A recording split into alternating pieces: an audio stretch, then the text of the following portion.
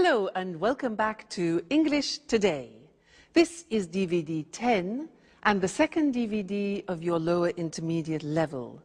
And in this DVD, we'll begin with another 3 episodes of our story, That's Life, followed by our special TV programs where our travel expert will be looking at capsule hotels. And then in our cinema program, we'll be talking about Bollywood. Then in the grammar section, we will study more about the forms will and going to in the future and their uses.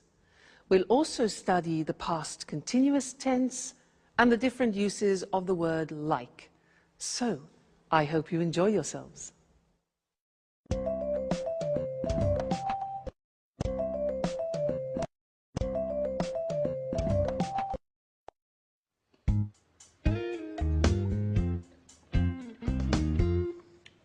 Alice, what are you going to do today? I don't know. Why? Well, I'm going to do some shopping for this evening. Would you like to come along? I'd like to make dinner for Jack's aunt. I also want to invite Sharon and Peter. My lesson is at 3. I don't know what time I'll finish. Well, don't worry. I'm going to do some work before that. I don't think I'll finish before 5. So, what do you say? Okay. But only if you loan me your red hat. Okay, I'll lend you the hat. But be careful. If you lose it, I'll get very angry. Good morning, everyone. Oh, good morning, Mrs. Andreini. What are you talking about? We're deciding what we're going to do today. How are you going to spend your day? I think I'll go for a walk in the city centre. Maybe do a little shopping. Oh, I think it's going to rain. Just look at those clouds. Hi, guys. Hi, Auntie. Morning. I'm on my way out. Jack, aren't you going to have breakfast? Oh, I can't, Auntie. I'm meeting a Japanese client. If I get there late, my boss will have a fit. You can't go on an empty stomach. Oh, don't worry. I'll have something to eat at lunch. Oh, wait, Jack. I'll come with you. So, we'll see each other at 5. Don't forget.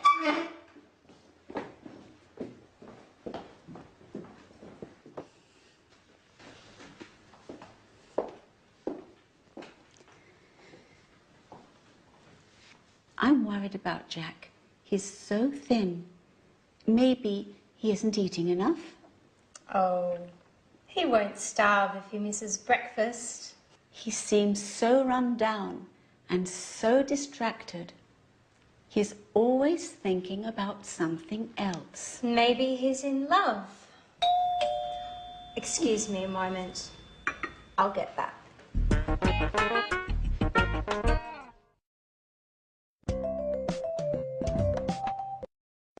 Hello and welcome back for another English language lesson on your live program. I want to tell you something else about will. Remember that we learned will for snap decisions, like I'll buy it. Well, now I want to teach you another use of will which is very common for predictions. And I want you to watch this situation which is very typical of the use of will. Okay? Great. Good afternoon, ladies and gentlemen, and here is the weather forecast for the bank holiday weekend. In North Scotland, it will be very cold, with outbreaks of snow in the mountains. Temperatures will remain low as a cold front moves across the region. Now, in the north of England, it will be somewhat wet, as rain will move across the region until late into the night. So if you're planning on going walking, take some waterproof clothes with you. In East Anglia, it will be dry, but generally dull and rather cloudy, unfortunately. However, in South England, it will be a bright, clear day with sunshine, a day for the beach. And in southeast England, in the morning, it will be foggy, but then it will clear in the afternoon and there will be a wonderful warm wind.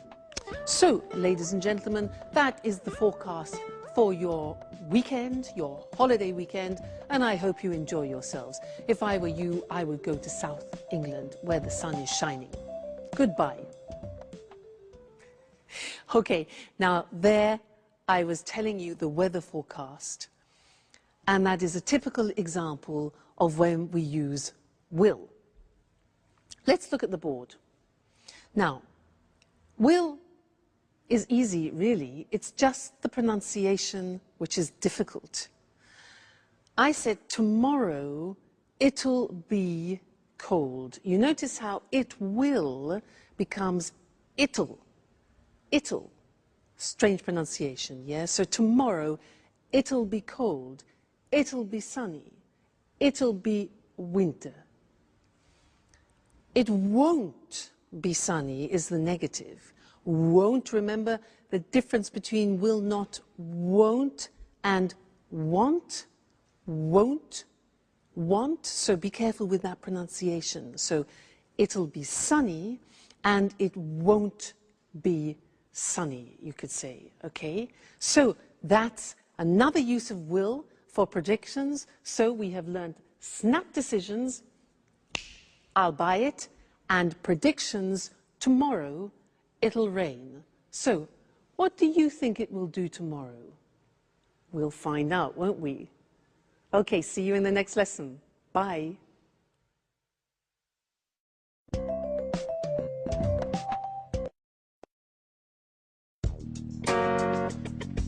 Sharon, this is Jack's Aunt Carolina.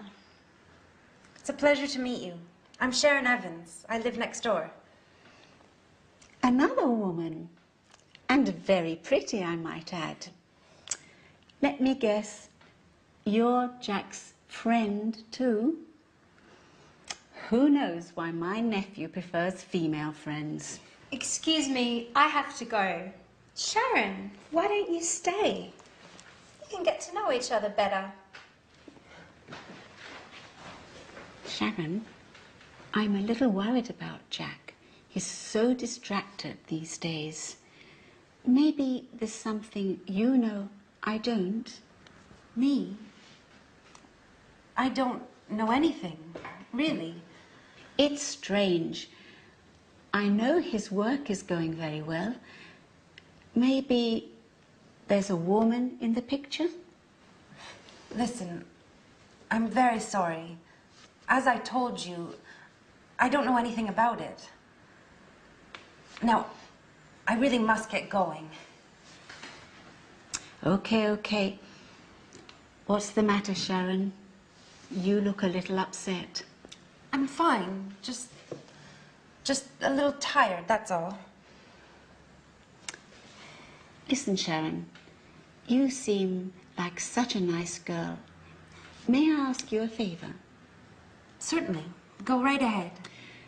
You know I'm going to leave in a few days. When I leave, will you take care of Jack?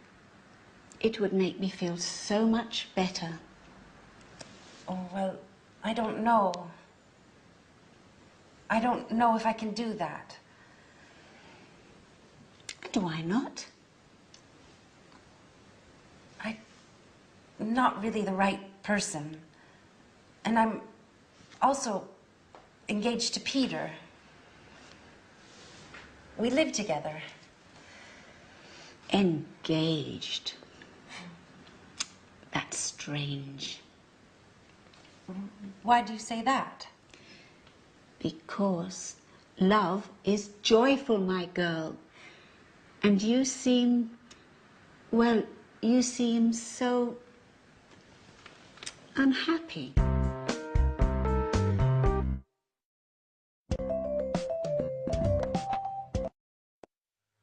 again and welcome back.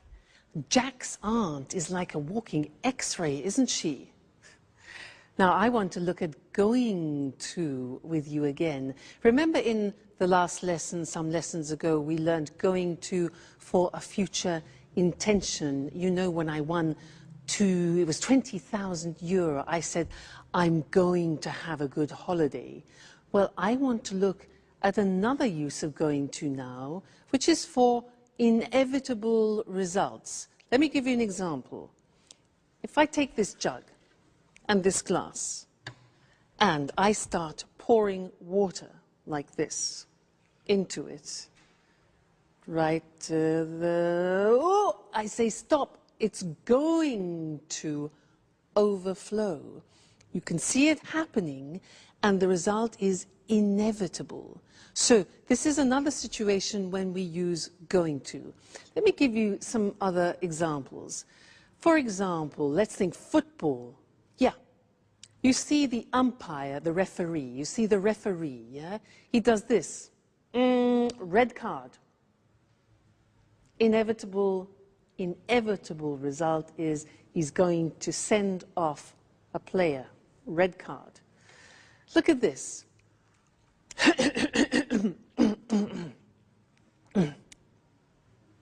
I'm going to make a speech. I'm clearing my throat. I'm preparing myself. The inevitable result is I'm going to make a speech. Okay, now this. My God, it's 4 o'clock. My train is at 4:15, and it takes me 20 minutes to get there by taxi. Oh no! Inevitable result. I'm going to miss my train. All right. One more example. Watch me.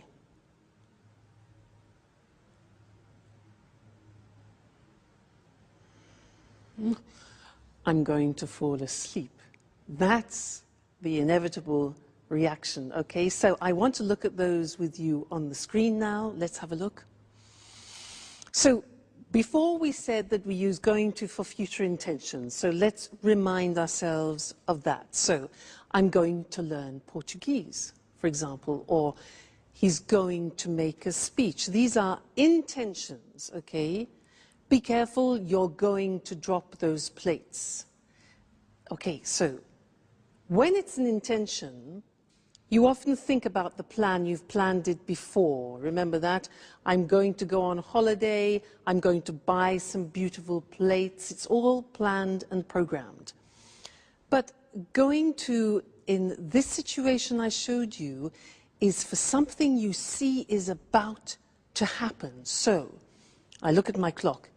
I'm going to miss my train. The referee's going to send him off the football pitch, for example. Be careful. You're going to lose the match in the football situation, for example. Okay? So these are all things that are going to happen. You see them, and it's inevitable. So you need to decide between the two situations, all right? Whether it's an intention or whether it's a predictable action or result. Now, an intention for you is you are going to be very good at English, okay? That's a future intention. Good. So that's going to, and I'll see you again in the next lesson. Bye.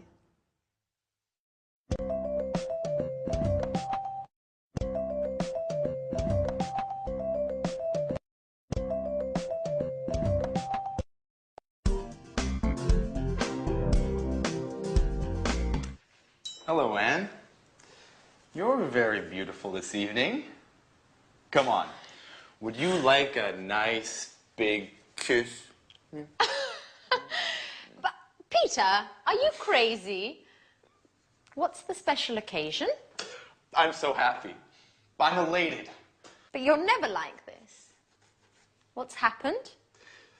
Do you remember that famous director who was at my performance? What did he look like?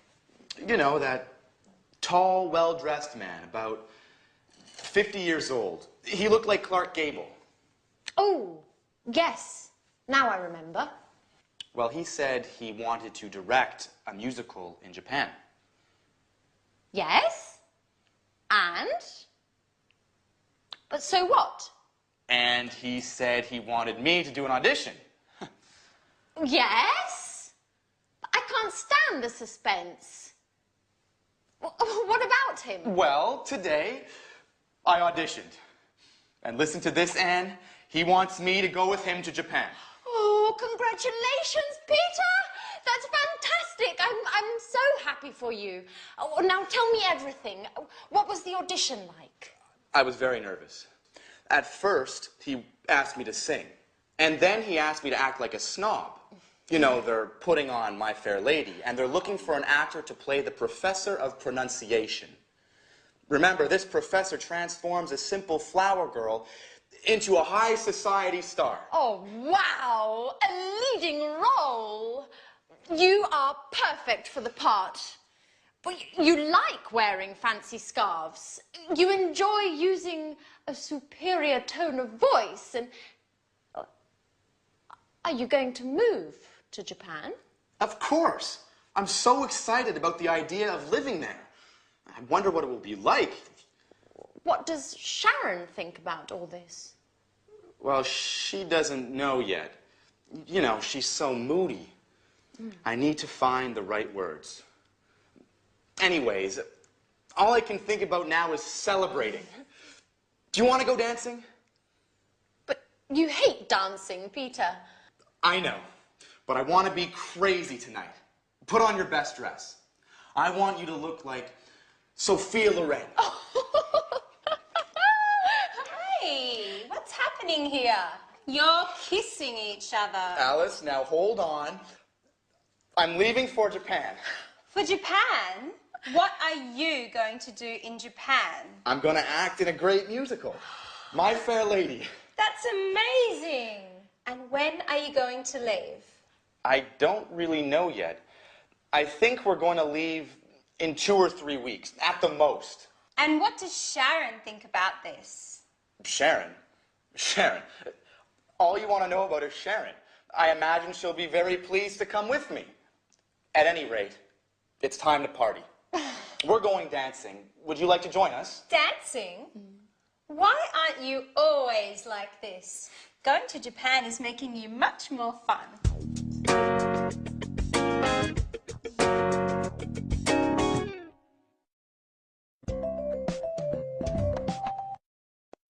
Hello again and welcome back to English Today for some more English lessons. Japan. Now that's an interesting destination, isn't it? Have you ever been there? No, neither have I. I'd love to go. Now, in this lesson, I'd like to do some revision about the simple past irregular verbs. And I want to do a type of quiz with you. It's very simple. Just to see if you can remember the irregular verbs, okay? I will say something, a phrase, in the positive form, in the past. Let me give you an example. I said that yesterday. Now, you have to find the infinitive of the past tense and formulate the question. So, I said that yesterday. What's the question? What? Remember, yeah, the auxiliary for the simple past is did. What did I... Now, said is the past tense of what? Say. Exactly. So, what did I say yesterday? All right, that's the quiz. I say the positive form, you make the question form. All right, let's start. Okay. I sold it yesterday. I sold it yesterday. When?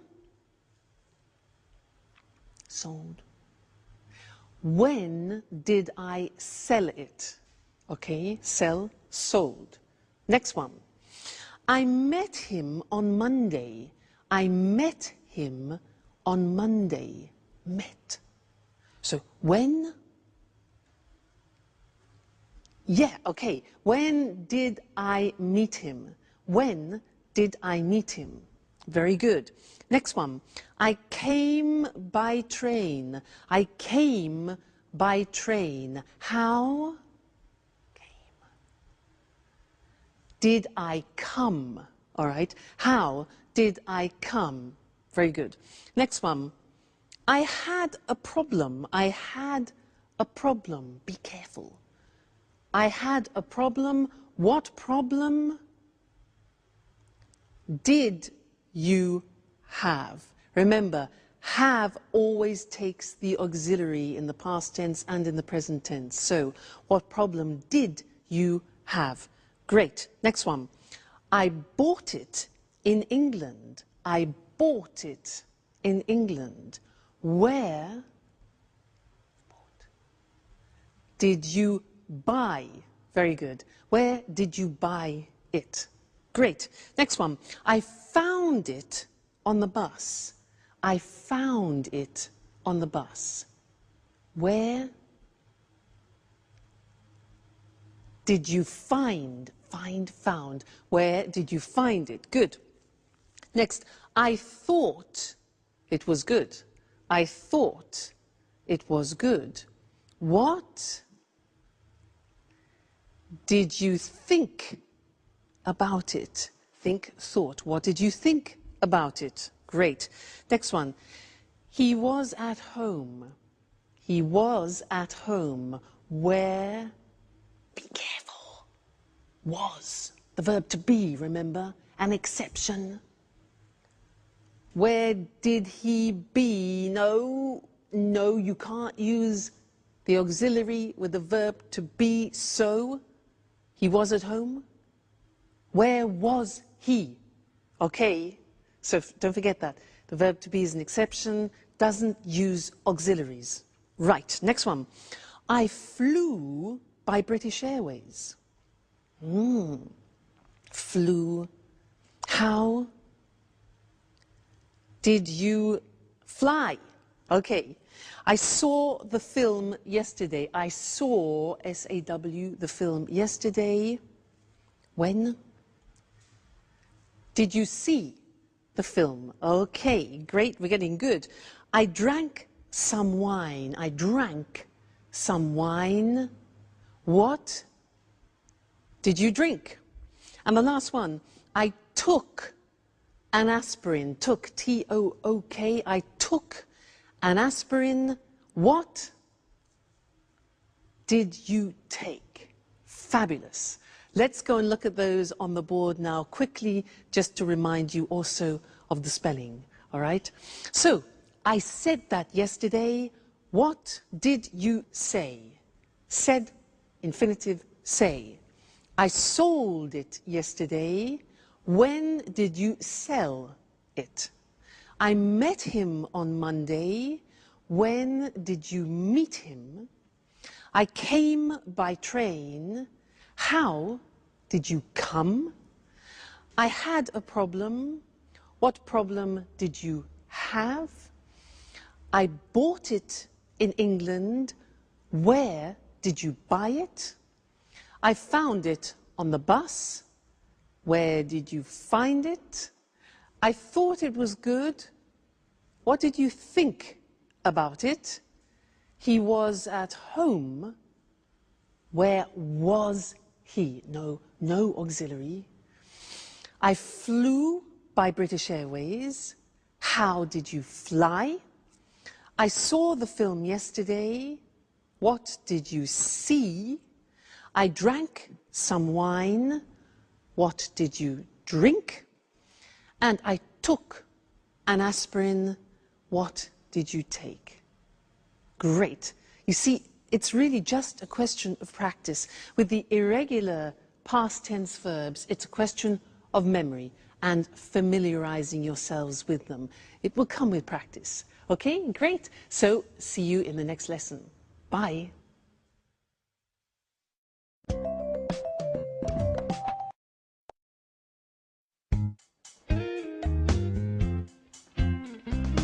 Hi, everybody. Wow. I'm really pleased to see everyone dressing up like this for me. Ha ha. You'd like to be the center of attention, wouldn't you? Well, of course.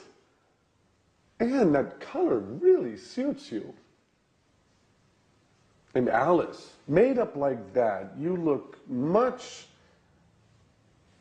older. What's happening anyway? Why are you all so elegant? Did I forget something? No, Jack. We're going out to celebrate with Peter. He's going to play a role in a musical. And he's moving to Japan. To Japan? What does Sharon think about all this? She doesn't know. Anyway, according to Peter, she'll be ecstatic about the idea of moving to Japan. Moving to Japan? What does Sharon have to do with Peter's musical anyway? Well, you know how it is, Jack. When two people are together, they make changes together. And anyway, why do you care if Peter and Sharon move to Japan? Oh, I don't care. But I really don't think that Sharon is going to be happy about moving to Japan. That's what you think. Well, of course, I could be wrong. In any case, it's useless to make guesses. Hey, Jack, do you want to come with us? Not really. Tell Peter I'm sorry, but I don't really feel like celebrating tonight. Well, you don't know what you're missing. Sayonara, Jack.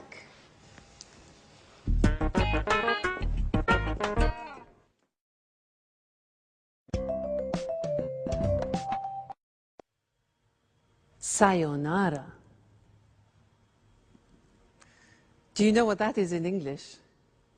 Well, it's hello, hi, howdy, how you doing, how's it going? Sayonara. In that episode, we heard 3 interesting uses of like. Now, Anne said, what did he look like?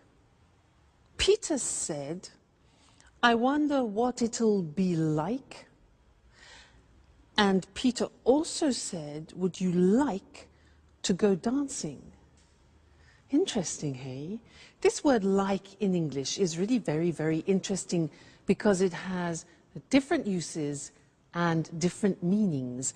And Mr. Monkey is going to help me explain them to you. Now, if I ask the question, what would he like to do? What would he like to do? Mr. Monkey, what would you like to do? Mr. Monkey, you know what he said? He said he would like to find a Mrs. Monkey. Well, that's natural. What does it express? What would he like to do? Would like expresses desires, wishes, and wants. So that's one form. What would he like to do? What is his desire? Would like with the conditional form. That's one. Next one. If I ask what does he like in the present tense, what does he like? Well, I know he likes jumping around trees and eating nuts. What do you like? That's a question about your general likes, the things that you like doing on a regular basis. For example, I like singing. He likes eating nuts. What do you like doing? Do you like going to the cinema, going to the theater? So those are general likes, all right? Number 2. Number 3, I say, what does he look like? The answer to that question is, well, he's got blonde hair, he's got a squashy nose, and he's got short legs. Sorry, Mr. Monkey. Now, what does he look like? We use when we're talking about somebody's physical appearance. What does he look like? What does my boyfriend look like? Well, he's not too tall, actually. He's good looking, he's dark, he's handsome. All right, look like is therefore physical appearance. And the last one is if I say, what is he like? The verb to be with like, what is he like? Well, the answer with Mr. Monkey is he's kind, he's loving, he's generous, he's just gorgeous. So what is he like is the general impression about something. So that's 4 different uses of like. Very, very interesting. Let's look at them together on the board to help you.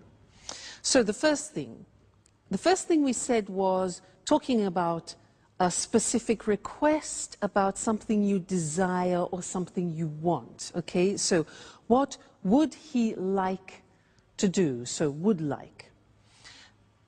The answer could be, in his case, he'd like to have a long holiday in the sun. Yeah, and wouldn't you?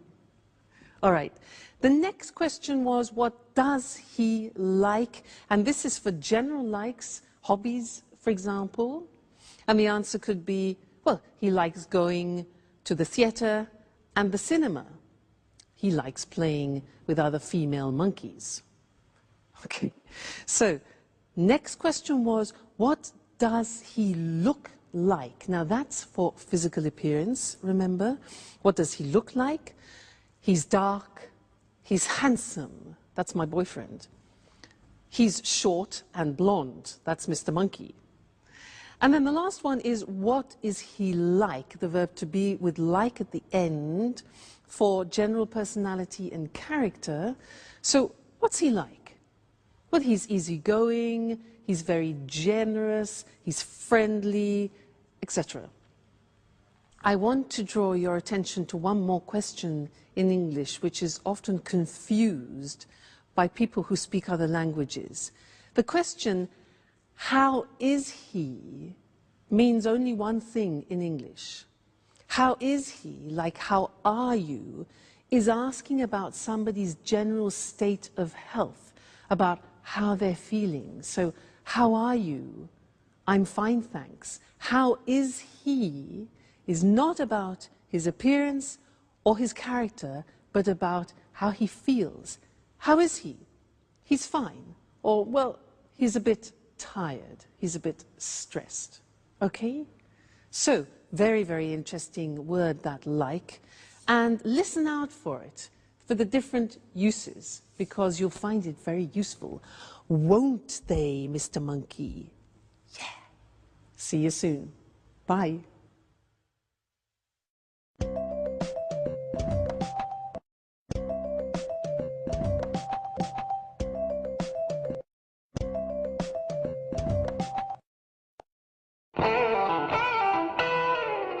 Yes, sure. Okay, 4 o'clock is fine. I'll see you later. Bye. Who are you speaking to, Sharon?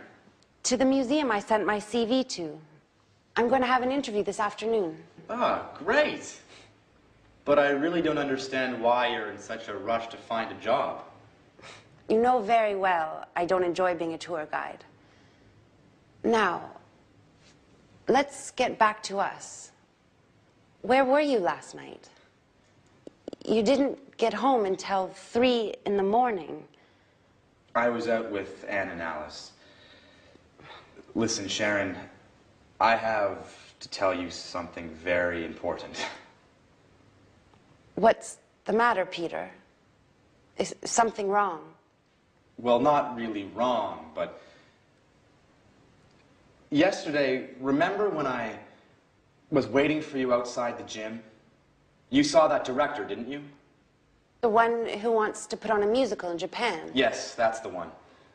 Well, he asked me to audition. And? Well, we had a meeting, and the audition went very well. It's a shame you weren't there. I was fantastic. Let me tell you what happened. Firstly, when I arrived, they were rehearsing the first scene of My Fair Lady.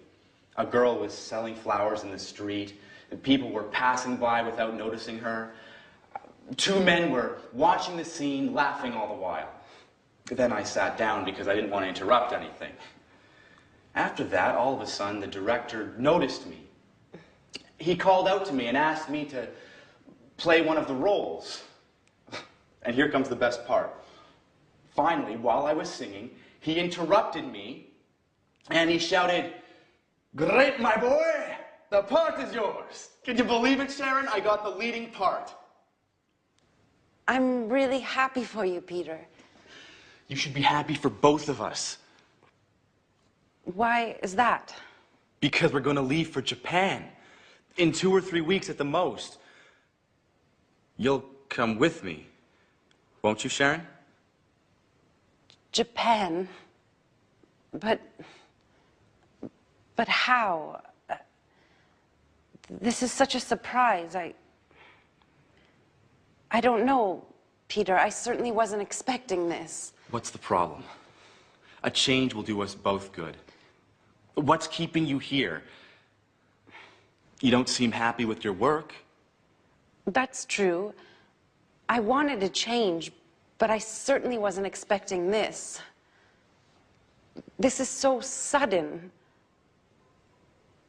I'm completely confused.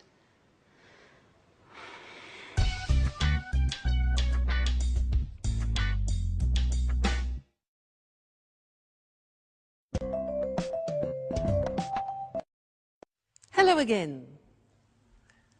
Peter and Japan, or Jack and England? Sharon, the choice is yours. What would you choose?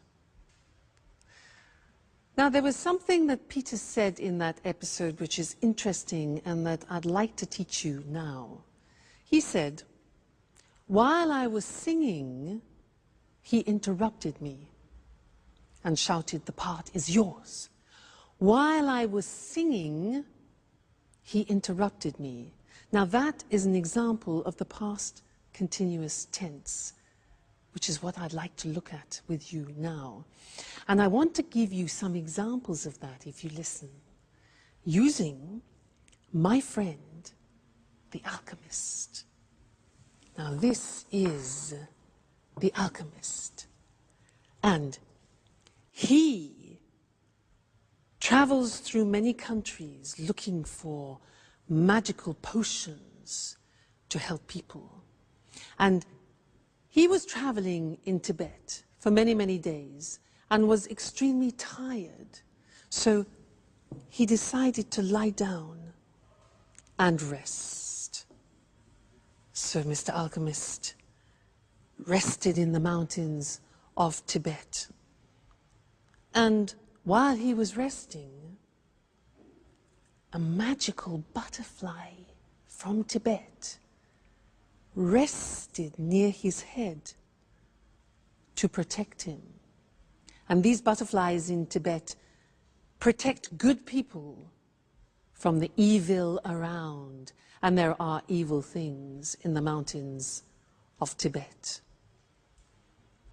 So, while he was resting and regaining his energy, suddenly a ferocious lion appeared and saw the alchemist and the butterfly resting and thought, "Ha-ha, a great two-course dinner, a starter and a main course."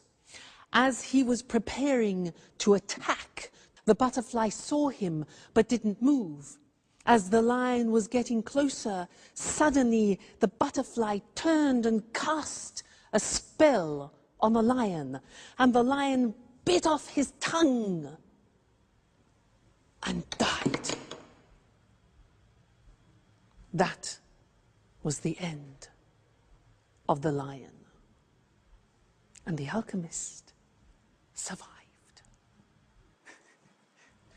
Let's look at the language that I use there, the past continuous. Now, the past continuous, as I said before, is a tense that we use when an action is continuing and is sometimes interrupted by another action. Look at the example. He was sleeping when the lion attacked. She was working when it happened. Now, you noticed it's I was, you were, he, she, it was, we were, you were, they were, plus the infinitive form and ing. So, she was working when it happened. We were watching TV when he phoned. They were relaxing when the lights went off. Now, the negative form is easy because you put the auxiliary into the negative. I wasn't concentrating when I dropped it. You weren't listening when the teacher explained it. You weren't. Check the pronunciation there. It wasn't working when I switched it on. The question form, you take the auxiliary and the subject form. What were you doing when he phoned? What were you doing? Where were you going when the news arrived? And who were they talking to when I saw them? Who were they talking to when I saw them? All right, so past continuous tense in order to describe actions which are continuing and can sometimes be interrupted. Or, for example, as I was telling the story, you were listening to me and learning the past continuous. Okay? Great, so that's the past continuous. Come back to the next lesson for some more new language. Bye.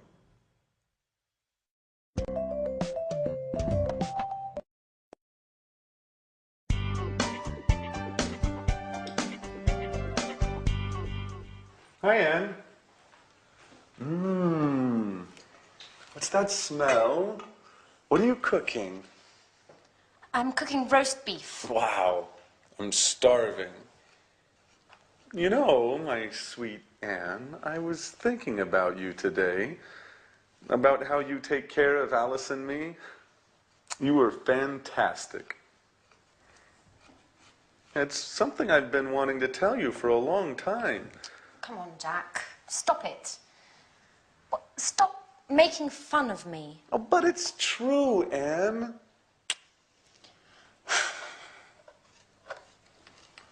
What's the matter? Why are you so nervous today? I know everything, Jack. I know all about you and Sharon.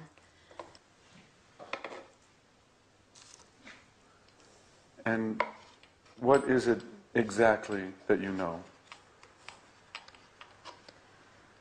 That you had a relationship many years ago, and that maybe you are still in love with her.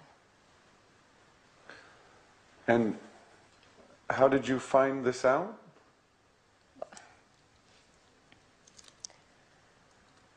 I was tidying up in the living room the night of Peter's performance when I saw your jacket.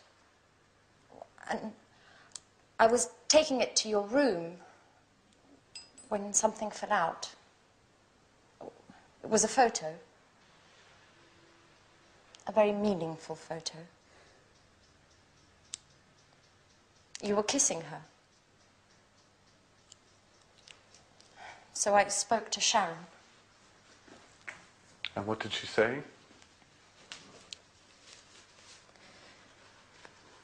She told me everything.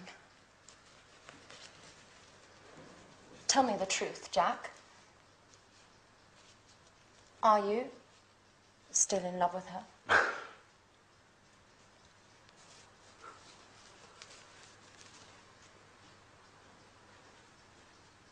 Well,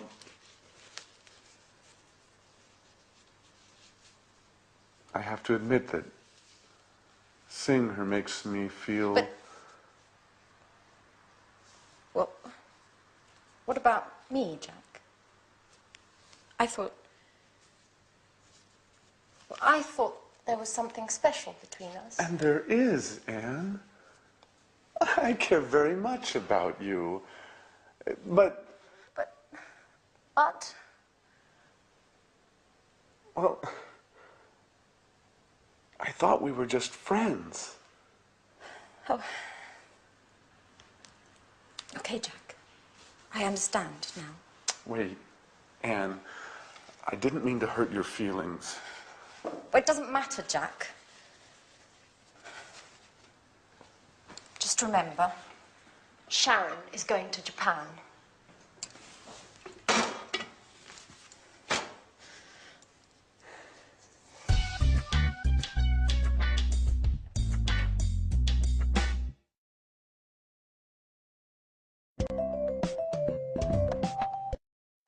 Hello again and welcome back for some more English.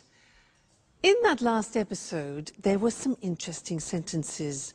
Jack said, "Why were you so nervous?" Why were you so nervous? This word so plus an adjective. And Sharon said, "This is such a surprise." Such. Those are the words I want to look at with you now. So and such.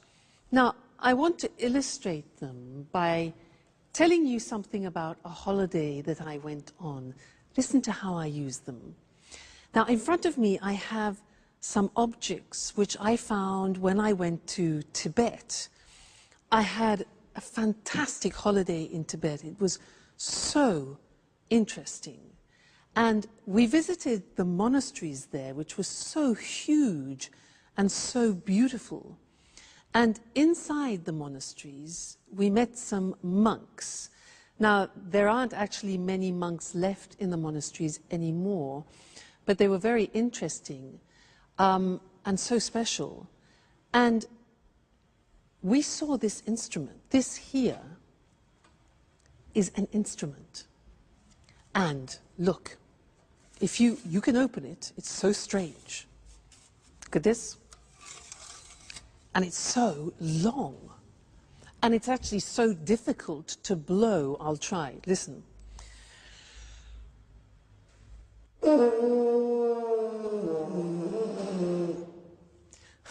Well, when they played it in Tibet, it was much easier. Anyway, so interesting, this. So they have these instruments. And the monks wear these hats, look. Look. Oh, so strange, hey? Look at them. Very strange. So, or very interesting. And in Tibet, obviously, the temperatures are low, and the Tibetans have a special type of milk. And this is a container where they keep the milk, and the milk is yak milk. It comes from these unusual cows with long hair and horns that make this milk, yak milk, which is so unpleasant if you're not used to it. But anyway, it was such an interesting trip that I really recommend you should go and visit Tibet. Now, as I was describing Tibet to you, I was using both so and such. Let me show you how that works. So is usually followed by an adjective. The example is, Tibet is so interesting. Interesting is an adjective. So interesting, and it gives the impression of being very, extremely interesting, okay? We were so impressed by Tibet. So plus adjective. These instruments are so difficult to play, okay? They're so difficult to play. The monasteries are so huge, and it was so cheap. In fact, the holiday was so cheap. All right, so followed by an adjective. Now, such. I said it was such an interesting trip. Now, look at that.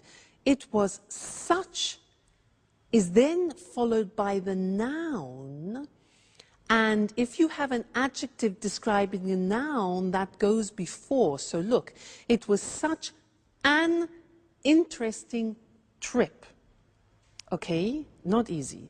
It was not a such interesting, but such an interesting trip.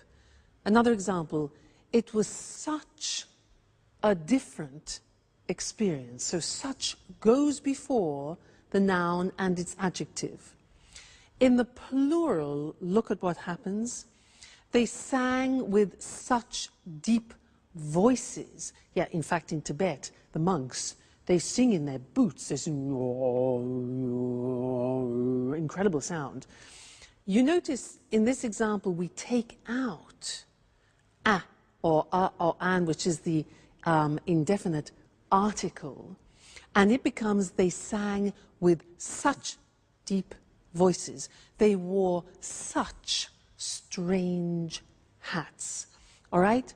So and such. So we use with adjectives, such we use with the noun and its adjective. All right? So Tibet is so interesting. I recommend you go there for a trip.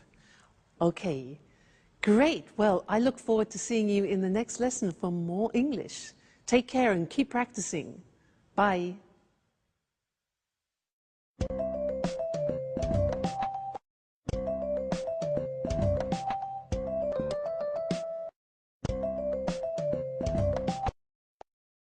Good morning. Welcome to this week's edition of the Travel Programme, and welcome to Christine Oteng, our travel expert. Good morning, Lucy. Well, Christine, statistics from the International Tourist Office show that Japan is the in destination at the moment for holidays. That doesn't surprise me. Japan's a fascinating country. Yes, I'm sure it is, but tourists do worry about high prices in Japan. It's true, Japan can be expensive, but there are ways to save money. Visitors can save on accommodation, for example. What do you have in mind? Well, I'm thinking of capsule hotels. There are lots of them in Tokyo and in other Japanese cities. What on earth is a capsule hotel? It's a low-budget hotel. It doesn't have bedrooms. Instead, it has capsules. You sleep in a capsule. This is a plastic box, 2 meters long, 1 meter wide and 1 meter high. Incredible. It sounds like a coffin. Yes, but they're more comfortable than a coffin. There's everything you need. A bed, a control panel for the light and heating, or air conditioning, a small TV near your feet, a radio and an alarm clock. Don't tell me there's a shower too. Yes, there is a shower, but not in the capsule though. You share showers and toilet facilities with other guests. And how much does it cost? About 25 euros a night. Capsule hotels are really for office workers who miss their trains home at night, but tourists can sleep there too. Amazing. And only 25 euros. Do you think that an idea like that could work in Europe? Absolutely. In fact, there's at least one capsule hotel already in London.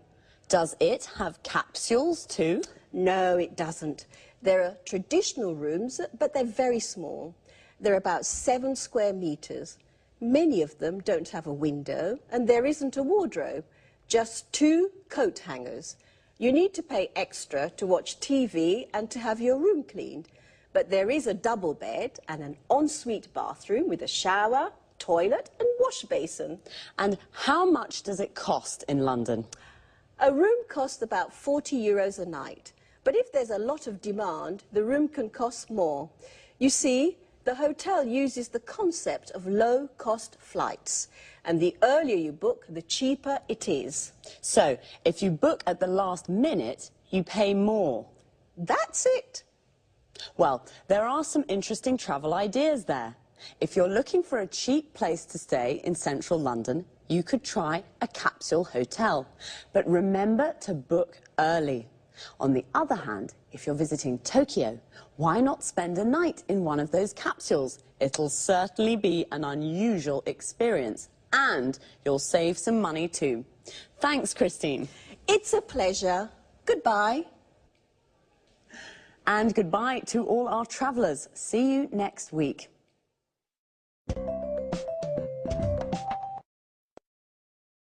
Christine said Japan is the in destination at the moment. We say something is in when it's fashionable and popular.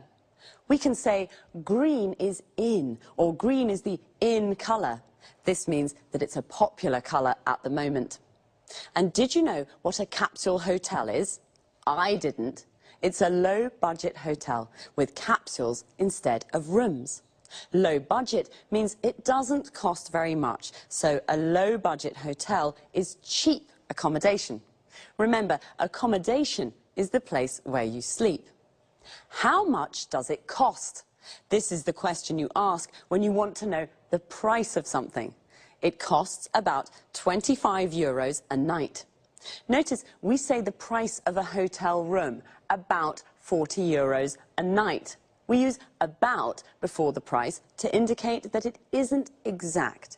It could cost a little more or a little less. And we say 40 euros a night. This means for one night. In London, the earlier you book a room, the cheaper it is. To book means to reserve. So you should book early. This means you should reserve the room as soon as you can, because if you book at the last minute, it's more expensive. At the last minute means very late, just before you leave. So now let's look at some hotel vocabulary. A double room is a room with a double bed, a bed for two people. A single room is a room with a single bed for one person. Usually in a hotel room, there's a wardrobe, the place where you put your clothes. An ensuite bathroom is a private bathroom for your use only. In low-budget hotels, you often have to share the showers and toilet with other guests. Guests are the people who stay in a hotel. To share means that it's not only for you. When it's cold, you use the heating to make a room warm. In summer, when it's hot, you use the air conditioning to make a room cool. That's all for this time. Take care and see you next week.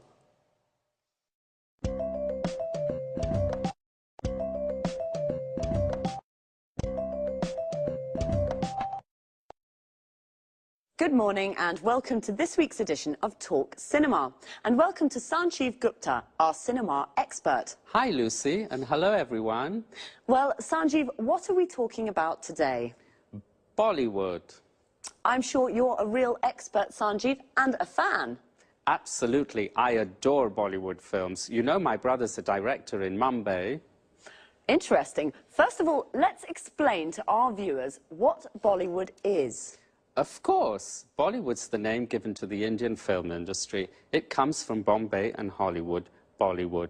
Bombay's the center of the Indian film industry. Bombay's now called Mumbai, but the name Bollywood is still used. As you seem to be such an expert, I can ask you lots of questions. Fire away.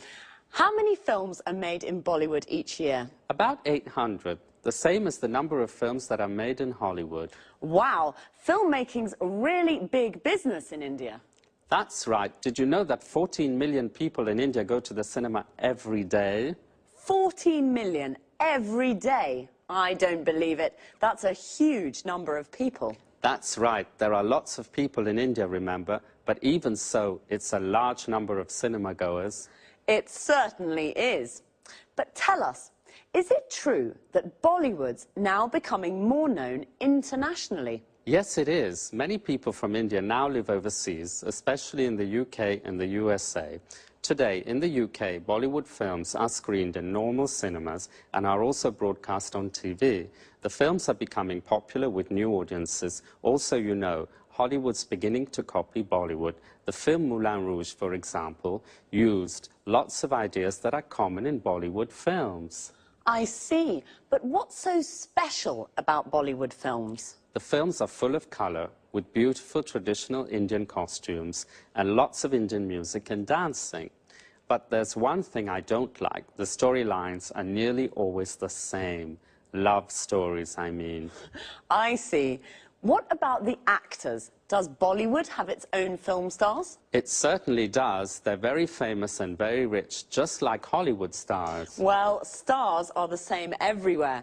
But tell us, Sanjeev, are there any problems facing Bollywood? Unfortunately, there are. Illegal copying is the biggest problem facing the Bollywood studios. They lose lots of money because of piracy. Another problem is that young audiences are becoming bored with the traditional love story formula. Today, the studios have to create new storylines. A typical new film is the one that is set in a call center in Mumbai and follows the lives of 6 young Indians working there. Did you know, Lucy, that many young Indian graduates now work in call centers? They answer calls in English from customers in the US and the UK. Yes, I have heard of the new call centres in India. So the film mirrors real life. It sounds fascinating. Well, Bollywood's booming and is becoming more known internationally. The stories are rather similar, love stories. But some new, interesting storylines are creeping in, right, Sanjeev? Right. Thanks, Sanjeev, and goodbye. Goodbye. See you again next week for another edition of Talk Cinema.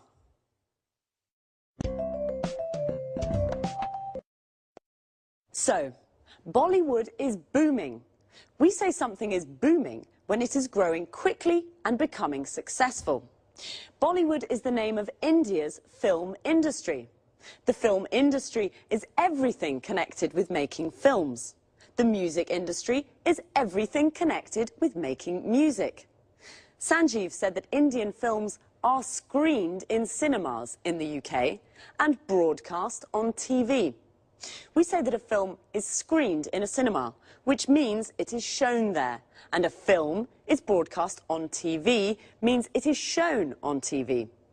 Well, I didn't know there were so many cinema goers in India. A cinema goer is a person who goes to the cinema to watch films. Are you a cinema goer? Do you like love stories? A love story is a story about love. Most Indian films are love stories.